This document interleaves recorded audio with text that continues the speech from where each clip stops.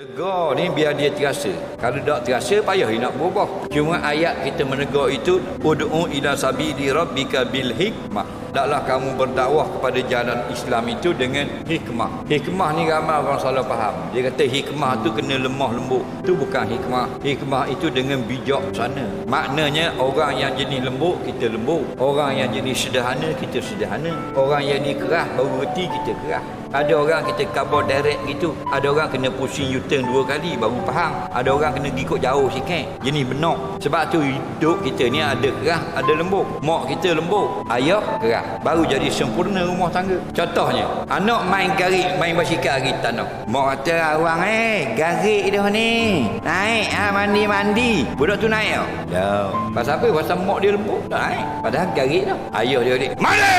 Dengan basikal mandi. Faham lagi? Kena ada keras orang. Begitulah cara kita berdakwah.